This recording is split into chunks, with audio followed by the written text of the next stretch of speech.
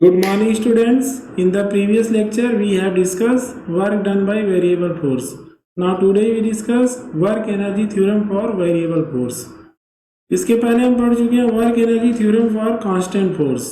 तो क्या आया था, change in kinetic energy equal to work done. तो आज हम पढ़ेंगे work energy theorem for variable force. इसके लिए अगर हम देखें तो सपोज दैट कि कोई ऑब्जेक्ट है, एम मास का कोई ऑब्जेक्ट है और इसकी इनिशियल वेलोसिटी जो है वी आई है और इनिशियल पोजीशन क्या है, एक्स आई है। आफ्टर सम टाइम ये कहाँ है, यहाँ पे है और इसका जो फाइनल वेलोसिटी है वी एफ है, वी एफ और फाइनल पोजीशन क्या है, एक्स एफ है। अब अगर हम काइनेटिक एनर्जी फार्मूला देखें तो क्या होता है, के इक्वल टू होता है हाफ एम वी स्क्वायर। अगर हम इसको टाइम के रिस्पेक्ट में डिफ्रेंशिएट कर दें, differentiating both side with respect to t, यहाँ क्या हो जाएगा, d by D t of K equal to half m क्या है, कांस्टेंट है, ये बाहर हो जाएगा और वी स्क्वायर का क्या हो जाएगा, वी स्क्वायर का डिफ्रेंशिएशन होगा तो हो जाएगा वी स्क्वायर का एन इंटू एक्स पे पावर एन माइनस वन और फिर हम वी का करेंगे तो d by D t of v. कोई प्रॉब्लम? अब इसके बाद अगर हम देखें आर करके हम लिख सकते हैं d by D t of K equal to, यहाँ हो जाएगा m into d v by D t और इंटू वी। इसके बाद अगर हम देखें तो d by D t of K equal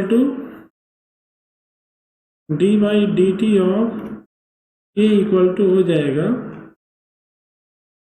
Yama d v by D t क्या हो जाएगा, एक्सेलरेशन, तो m into a into v, या हम लिख सकते हैं आर करके हम यहाँ लिख सकते हैं d by D t of K equal to M into ए क्या हो जाएगा, एफ, और वी की जगह हम क्या लिख सकते हैं, D X by D T, rate of change of position या instantaneous rate of change of position क्या होता है, वेलोसिटी, और हम लिख सकते हैं d K equal to F d x.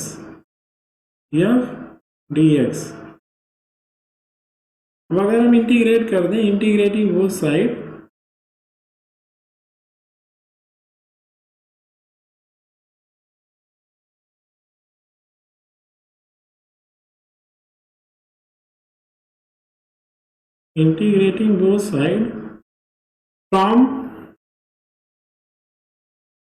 from xi to xf,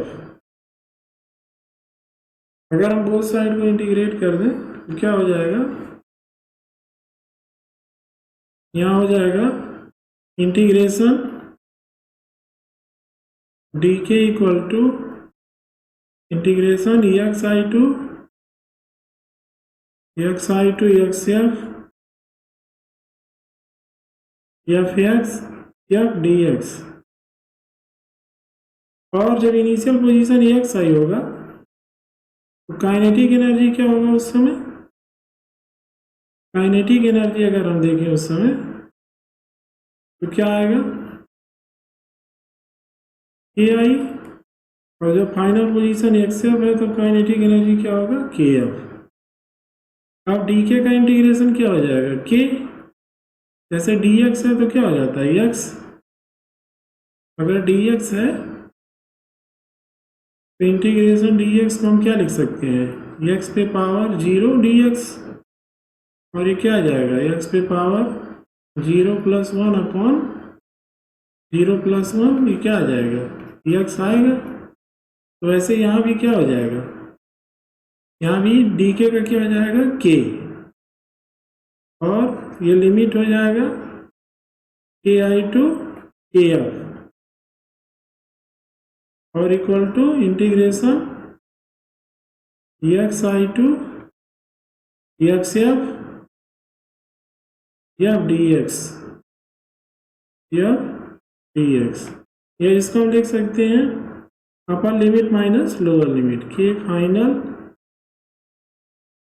final minus के इनिशियल इक्वल टू क्या हो जाएगा XI to XF XI to XF FDX या हम लिख सकते हैं डेल्टा के इक्वल टू लिख सकते हैं यहाँ पे delta K equal to integration XI to XF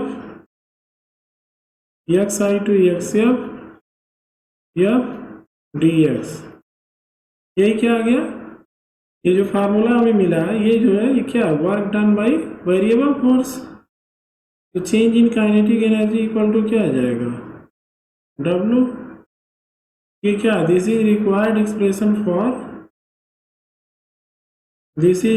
expression for क्या है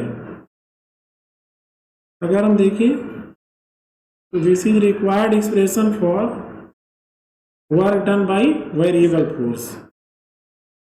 अब इसके बाद अगर हम देखें तो नेक्स्ट है कॉन्सेप्ट ऑफ पोटेंशियल एनर्जी। तो कॉन्सेप्ट ऑफ पोटेंशियल एनर्जी क्या होता है स्टोर्ड एनर्जी और एनर्जी स्टोर कैसी होती है या तो बॉडी का हम पोजीशन चेंज करें या फिर कॉन्फ़िगरेशन चेंज करें।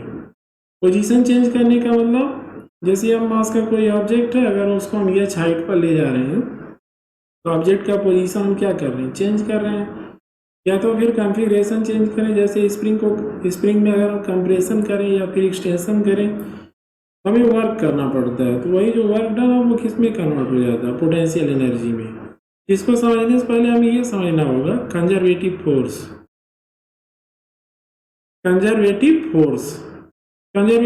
क्या होता है वर्क डन बाय और against conservative force does not depend on path it depends only on initial position and final position.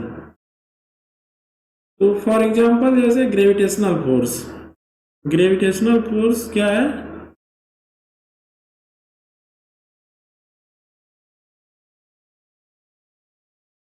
Gravitational force अगर हम देखें तो कंजर्वेटिव फोर्स है क्योंकि वर्क डन बाय और against gravitational force does not depend on path it depends only on initial position and final position.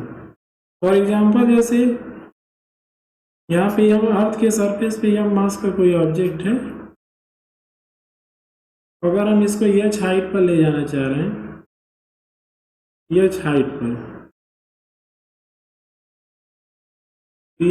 पर ले जाने के लिए हमें क्या करना होगा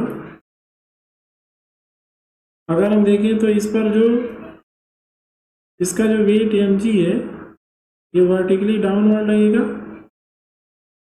इसको अगर हमें ऊपर ले जाना है तो इतना ही फोर्स क्या करना होगा इतना ही फोर्स हमें अपवर्ड लगाना होगा।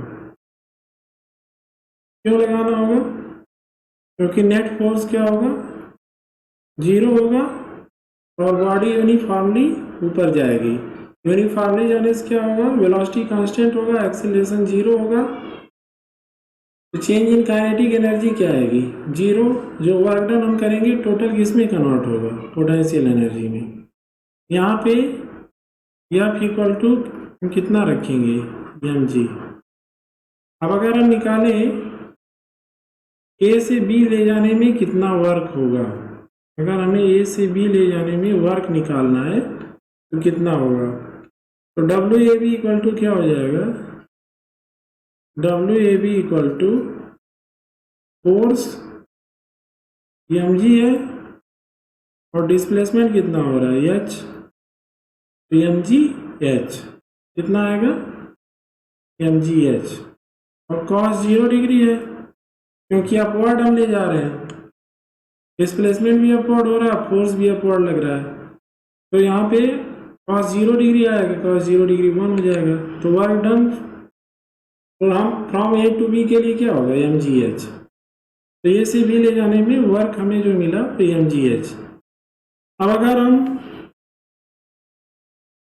यही ऑब्जेक्ट इंक्लाइन प्लेन से ले जाएं, सपोज दैट कि यही एच हाइट हमें ले जाना है, बट हम यम मास के ऑब्जेक्ट को कैसे ले जाएं, इंक्लाइन प्लेन से।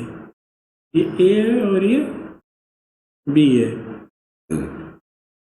सपोज दैट कि ये पॉइंट सी है, हमें यही एच हाइट ले जाना है। हम यही दिखाना चाह रहे हैं कि work done against gravitational force does not depend on path. मतलब ए से बी अगर हमें ले जाना है तो हम चाहे सीधे ले जाएं या इंक्लाइंड प्लेन से ले जाएं, जो वर्क डन आएगा वो सेम आएगा। जैसे मान लो सी से बी पर हम ले जा रहे हैं ऑब्जेक्ट को या मास के ऑब्जेक्ट को, तो मतलब हम कितना हाइट अटेंड कर रहे हैं, एच हाइट। यहाँ पे अगर हम देखें सपोज दैट कि ये एंगल थीटा है, इसका जो वेट mg होगा ये वर्टिकली डाउनवर्ड लगेगा, ये 2 कंपोनेंट में डिवाइड हो जाएगा। ये हो जाएगा थीटा, इधर आएगा mg cos theta,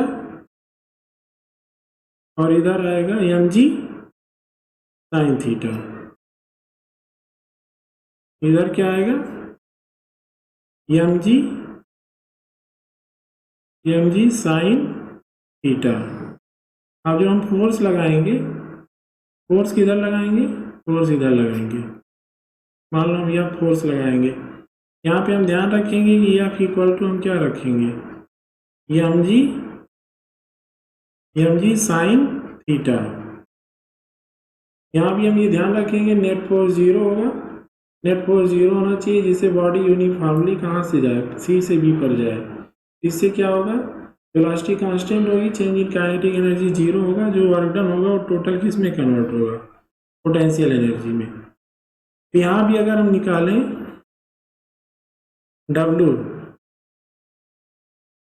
W C B अगर निकालें, सी से बी ले जाने में वर्क कितना आएगा, फोर्स इंटू डिस्प्लेसमेंट, फोर्स कितना लग रहा है mg sin theta into displacement कितना हो रहा है सी बी। अब यहाँ पे अगर हम देखें तो cos 0 डिग्री है, cos थीटा अगर हम लिखें तो cos 0 डिग्री लिखेंगे, cos 0 डिग्री 1 हो जाएगा, क्योंकि फोर्स और डिस्प्लेसमेंट दोनों एक ही डायरेक्शन में है। अब यहाँ अगर हम देखें तो क्या आएगा, mg sin थीटा की वैल्यू क्या होगी, अगर हम देखें तो A B upon C B, perpendicular upon hypotenuse, A B upon C B into C B. C B cancel हो जाएगा, mg ए बी आएगा, और ए बी की वैल्यू कितनी है, ए बी की वैल्यू अगर हम देखें तो एच है, तो क्या आएगा mg h। हम क्या देख रहे हैं कि work done against gravitational force does not depend on path, it depends only on initial position and final position.